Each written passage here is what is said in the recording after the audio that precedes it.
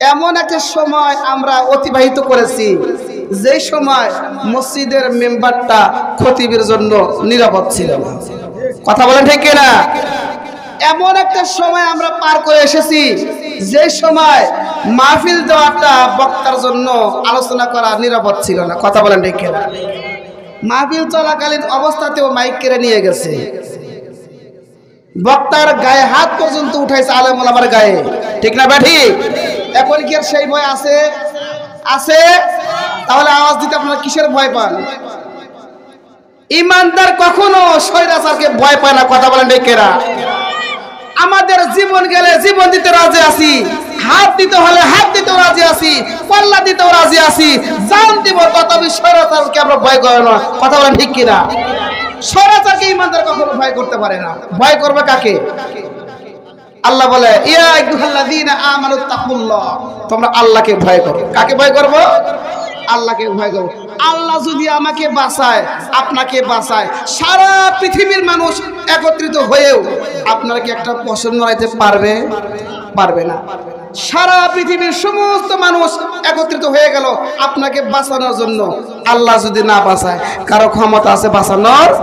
নাই। এজন্য ওয়ামাইয়া তাওয়াক্কাল আলাল্লাহি ফাহুয়া হাসবুহু, যে আল্লাহর উপর তাওয়াক্কুল করে তার জন্য আল্লাহ যথেষ্ট হয়ে যায়। সুবহানাল্লাহ। সম্মানিত হাজিরিন, এমন একটা সময় অতিবাহিত করেছি যে সময়ের মধ্যে চুরি করত চোরে, বিচার হইতো মালিকের। কথা বলেন ঠিক না ভাই? ঠিক। আশরাফ থানভী রাহমাতুল্লাহি আলাইহি ওনার একটা কিতাবের মধ্যে ঘটনা লেখেন, একজন মুরিদ তার ওস্তাদের সাথে সফর করতেছে। সফর করতে করতে এমন একটা রাষ্ট্রের মধ্যে চলে গেছেন যে রাষ্ট্রের মধ্যে গিয়া দেখে তেলের দাম আর ঘিয়ের দাম সমান। তেলের দাম আর ঘিয়ের দাম সমান, এটা কি সম্ভব? ওই দেশে তাই।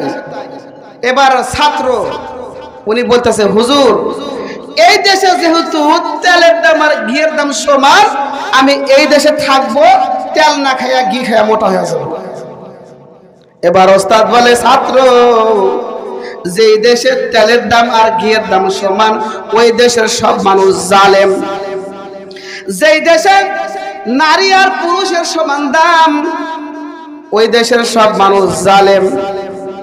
যেই দেশে শিক্ষিত আর মূর্খ সমান দাম ওই দেশের মানুষ জালেম। কথা বলেন ঠিক না ভাই? ঠিক। ওস্তাদ বলে, এখানে থাকা যাবে না। তুমি যদি এখানে থাকো, তেলের দাম আর ঘিয়ের দাম যেহেতু সমান, এখানে ইনসাফ নাই, এখানে স্বৈরাচার আছে। ঠিক না ভাই? ঠিক। এখানে থাকলে তোমার উপরে বালা মুসিবত আসবে। ছাত্র বলে, হুজুর আপনার কথা মানি না, এই সুযোগ আমি হাতছাড়া করতে চাই না, এখানেই থাকবো, ঘি খেয়ে মোটা হয়ে যাবো। এবার ওস্তাদ তাকে রেখে চলে গেছে। ছাত্র ওই এলাকায় থাকে আর ঘি খায়, খাইতে খাইতে মোটা। কিছুদিন পর লাগছে এক ভেজাল। দুই চোর চুরি করতে গেছে এক মালিকের বাড়িতে, বিল্ডিং এর ওয়াল ছিদ্র করে চুরি করতে ভিতরে ঢুকবে, ওয়ালটা ধসে পড়ে চোর একজন মারা গেছে। এখন একজন চোর জীবিত আছে না? এই চোর করছে কি, আদালতে গিয়ে মামলা দিছে এই মালিকের নামে। মহামান্য আদালত ওই বাড়িওয়ালাকে ফাঁসি দেন। কেন ফাঁসি দেব? বাড়িওয়ালা ওয়াল কেন নরম করে উঠাইছে? আমার চোর ভাই ওয়াল ছিদ্রি করে ঘরে ঢুকতে গিয়া মারা গেছে, ওয়াল ধসে পড়ে মারা গেছে, বাড়িওয়ালাকে ফাঁসি দেন। এবার মহামান্য আদালত বাড়ির মালিককে ডাকলো, আসো তোমার ফাঁসি। বাড়িওয়ালা বলে, স্যার মাফ চাই, আমার কোনো দোষ নাই। বলে, কার দোষ?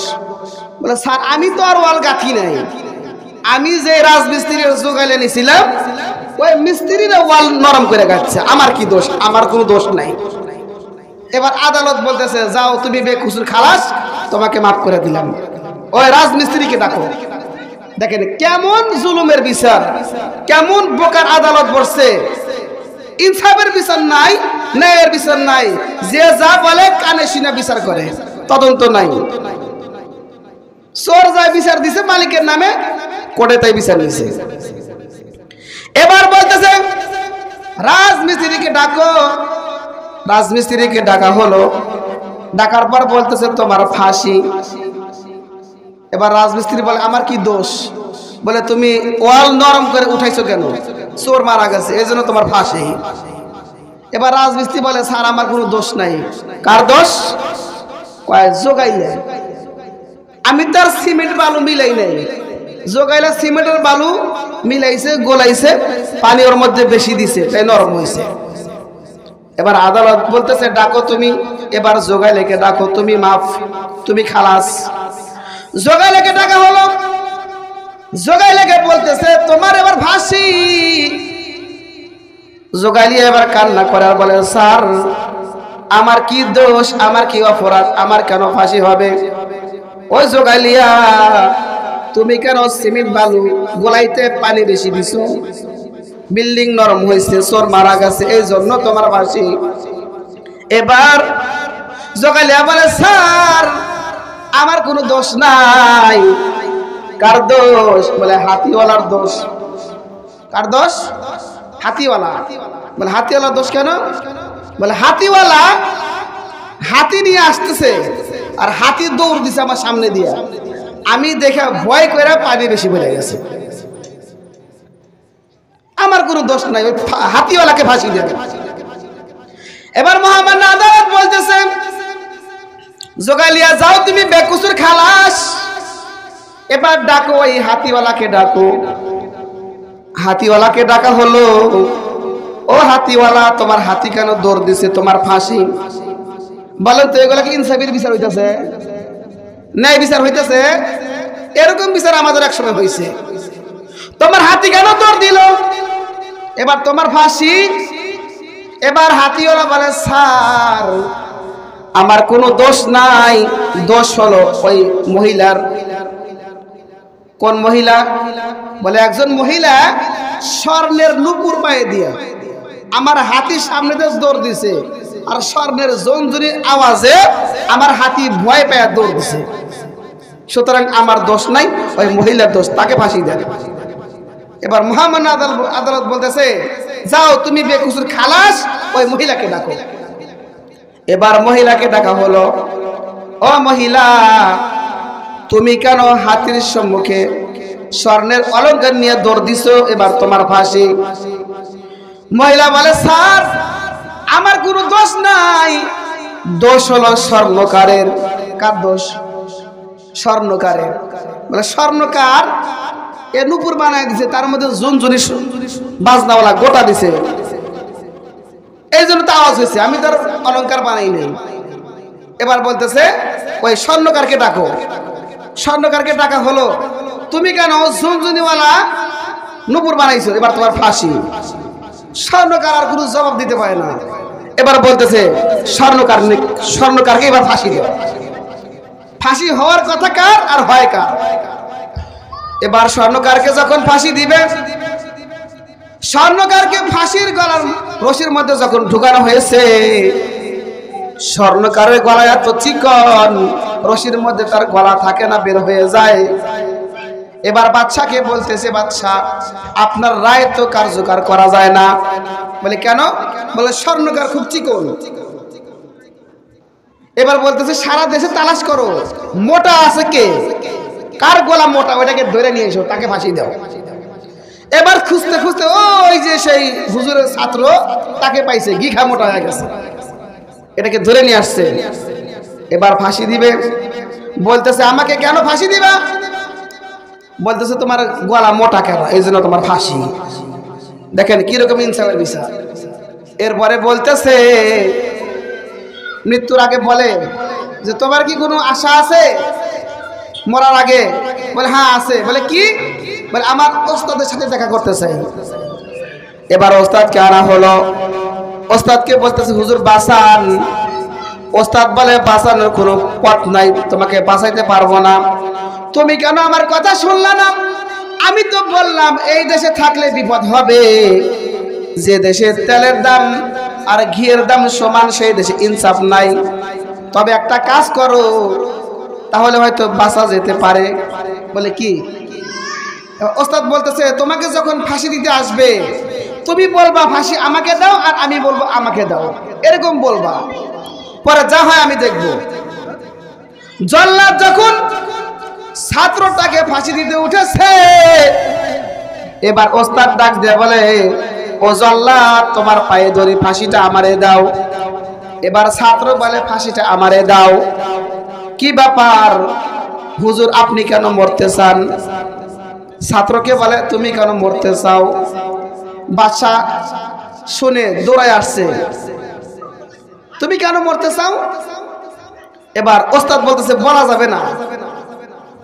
অনেক পিরাপিরি করার পরে বলতেছে, ওস্তাদ বলতেছে আমি এই মুহূর্তে জানতে পেরেছি যে এই মুহূর্তে যদি কেউ ফাঁসি দিয়ে মারা যায় বিনা হিসেবে জান্নাতে যাবে। এবার স্বৈরাচার বাদশা তো বলতেছে আকাম কুকাম তো জীবন আর কম করলাম না, এই সবাই ছেড়ে দে, ফাঁসিটা আমারে দে। এইভাবে জালেম বাচ্চাকে ফাঁসি দিয়ে বিদায় করে দেওয়া হয়েছে। সুবহানাল্লাহ বলে। যারা মানুষের উপর জুলুম করে, অত্যাচার করে, তারা হয় পিছনের দরজাতে পালায়, না হয় কৌশলে তাদেরকে মৃত্যুবরণ হয়। কথা বলে ঠিক কিনা? স্বৈরাচার আলেম ওলামাদের উপর এত জুলুম করেছে, মসজিদ মাদ্রাসা মাহফিল উপরে এত জুলুম করেছে, এত ক্ষমতা, এত খেলা হবে, এত শক্তি, শেষ পর্যন্ত পিছনের দরজা দিয়ে পালাইতে বাধ্য হয়েছে। কথা বলেন ঠিক কিনা? হ্যাঁ, বলেছেন আমি সকাল হলে কি তালাশ করি? আমি জায়নামাজ তালাশ করি, তাহাজ্জুদ করি, কোরআন শরীফ পড়ি। যখন পিছনের দরজাতে পালাইছে, ঘরের ভিতরে তো জনগণ ঢুকছে, ঢুকের পরে দেখে ঘরের ভিতরে তো কোরআন শরীফ নাই, জায়নামাজও নাই, মূর্তি আর মদের বদল পাওয়া গেছে। কথা বলেন ঠিক কিনা? কথা কি মিথ্যা বলতেছি? আয-যুলুমু যুলুমাতুন ইয়াওমাল কিয়ামা।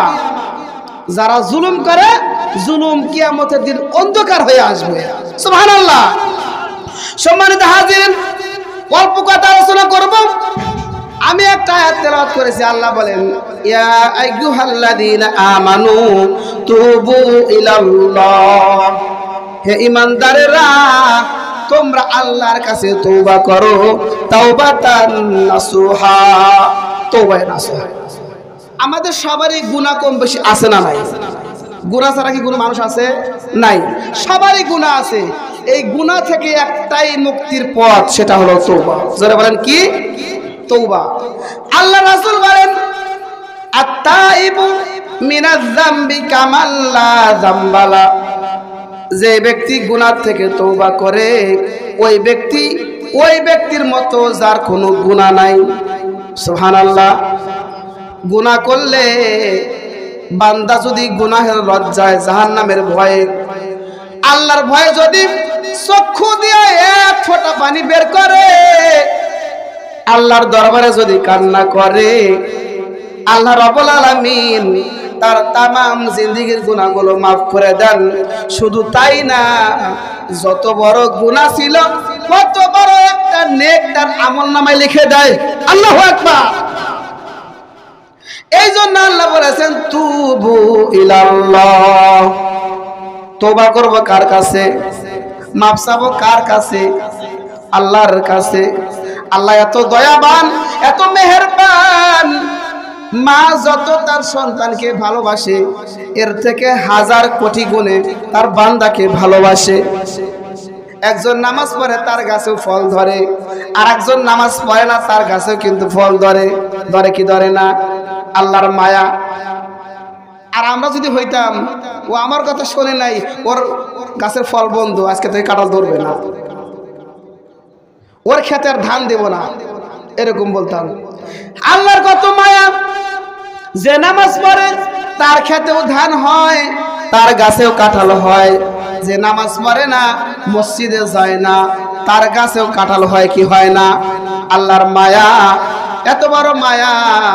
আল্লাহর কাছে যদি একবার বলতে পারেন, আল্লাহ বুঝি নাই শয়তানের ধোঁকা পড়ে গুনাহ করেছি, আল্লাহ তুমি আমাকে মাফ করে দাও, আর কখনো করব না। তামাম জিন্দেগির গুনাহগুলো মাফ করে দিয়া ওই বান্দাকে ওলি হিসেবে কবুল করে নাই। সম্মানিত হাজিরিন, নমরুদ আল্লাহর কাছে চেয়েছিল, আল্লাহ আখিরাত চাই না, দুনিয়া চাই, আমাকে বাদশাহী দাও। নমরুদ কিন্তু কাফের, কাফেরের কথা আল্লাহ শুনেছে, তাকে বাদশাহী দিয়েছে। আল্লাহ বলে, যা সামান্য ছোট্ট জিনিস চাইছস, দুনিয়ার বাদশাহী, যা তোকে দিয়ে দিলাম। বর্তমান যুগে এমন কিছু নমরুদ পাবেন যারা দুনিয়াতেই শেষ, আখিরাতে কিছু পাবে না। আছে না নাই? আল্লাহ যাকে ভালোবাসেন দুনিয়াও দেন, আখিরাতও দেন। আবার কোন মানুষকে দুনিয়া দিবে, আখিরাত দিবে না। কোন মানুষকে আখিরাত দিবে, দুনিয়া দিবে না। এই জন্য মুসলমান বন্ধুরা আমার বেশি বেশি তওবা করা দরকার।